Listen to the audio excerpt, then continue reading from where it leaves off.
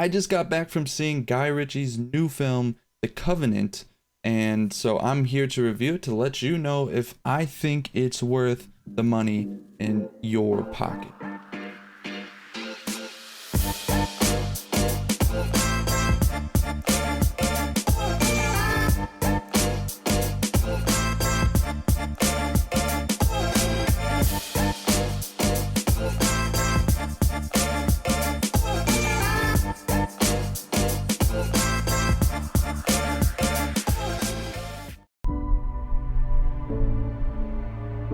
Why you want this job? I need the money. Don't disappoint and turn out to be a pain in the ass. No, not me, sir. Money isn't the reason he wants this job. It's Alabama killed his son. Stop the vehicle, Sergeant. We don't want to go down this road. You're out of your bounds, Ahmed. You're here to translate. Actually, I'm here to interpret. So I was going to do my review on the movie Ghosted. It's a new Apple TV original starring Chris Evans and Ana de Armas as like their action romantic comedy, but I'll save that review for that trash movie another day in case you needed a sample of how I feel about it. Yeah, I mean, I did just see The Covenant. It's fresh in my mind. I have some things I want to say about it, so I decided I'm just going to record that review right now. And yeah, like I said, I'll do the other one later, so if you're interested in that, hit the notification bell, and then you'll know when I come out with that. The Covenant stars Jake Gyllenhaal as Sergeant John Kinley, and Dar Salim, I think is how you say it. It might be Salim, I'm not sure. But he is the interpreter who volunteers to go with Sergeant John Kinley and his special task force. And what they do is they're deployed in Afghanistan, and they're going to different factories to see if they're manufacturing IEDs for the Taliban, or improvised explosive devices, so bombs. So if you haven't heard of this movie, or if you have but you just haven't watched the trailer, please continue to avoid the trailer. And I'll just say it right here, I definitely 100% think it's worth the money in your pocket.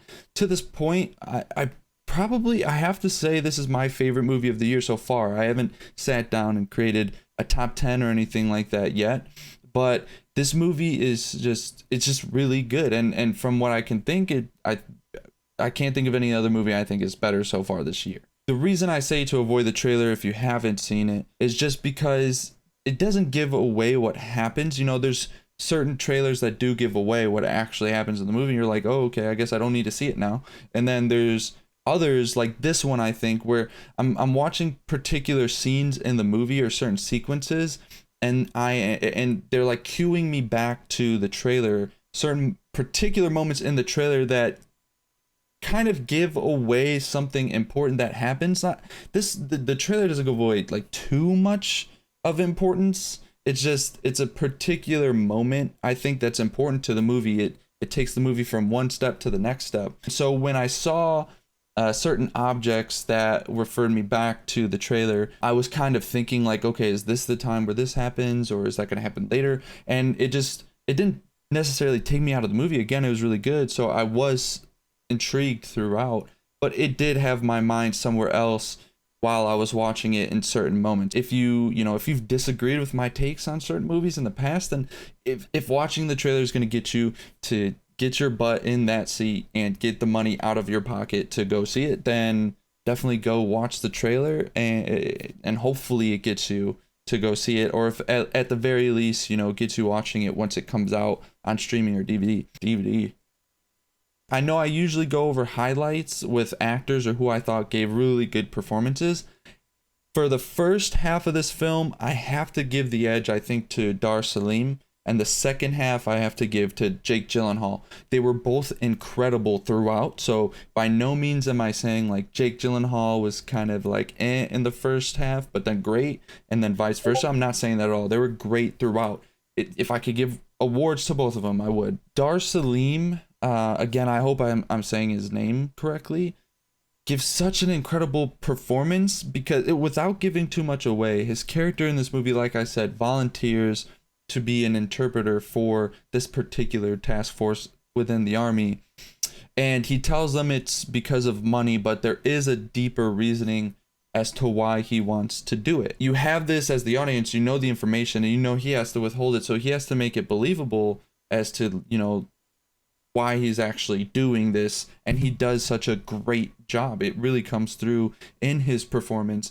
And again, in the second half, Jake Gyllenhaal, we all know why he ends up doing what he's doing, and he has to give this believable performance as to like it's really affecting him, and I believed it. I'm watching this, and every scene is captivating to me in their performances. Whenever both of them are on screen, whenever one or the other are on screen, which is the whole movie, I'm just intrigued. I'm interested the whole time. That's really my views on the movie. There's not too much for me to go over for this one. I don't think there's not too many like gripes I have about it. It's not my favorite war movie ever, but it's definitely one that I will come back to, and it just keeps you, the intensity keeps you in from beginning to end. This isn't really giving away story points at all, but there are several times where they're transporting from, you know, down a road in Afghan, and there are certain checkpoints that the Taliban have,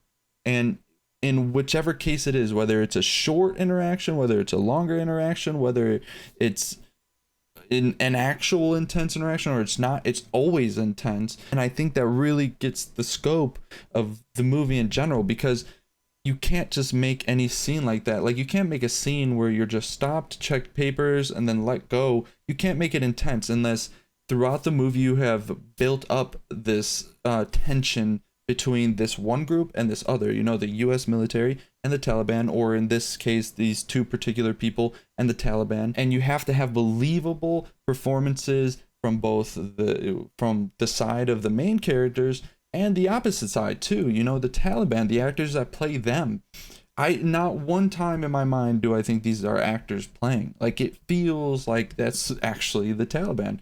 And that's just goes to show how great the performances are throughout, whether it's from, you know, the main characters or it's from the supporting characters, even the ones with extremely limited time. You have to have great direction, which Guy Ritchie does. He has great direction in this movie. You need great cinematography, the atmosphere. You know, I think cinematography is very important in building an atmosphere, and I think it's done very well here. You need to have very good writing, because it's easy to just not believe it if the writing is just like, you're like, I can't really see that being a real interaction. But again, all of this is believable to me, which keeps the tension from beginning to end, and especially anytime these two separate sides meet. And just a little tidbit too, not that there's not a cameo, but if you watch a particular show, there's one of the main characters from that show is in this for part of the movie, and I had never seen him in anything else, so it caught me off guard, and at first I had to look again, and I was like, that's that guy. It's just one of those cool wow, like I haven't seen like finally I see him as some other character for once. I'm gonna give my final rating on this. I'm going to give a flat 8 out of 10. What did you think about it? If you've seen it, let me know. If you haven't seen it, go see it. Come back. Let me know what you think. Do you agree with me? Do you disagree with me for whatever reason? Leave a like, hit subscribe, hit the notification button again so you know when I come out with those reviews, like the one for Ghosted and also for Guardians of the Galaxy, which is coming out, you know, this Thursday. I'll be seeing it. So on Friday, I'll likely have a review out for it, or Saturday, probably one of those 2 days. But with that being said, I hope you have a great day.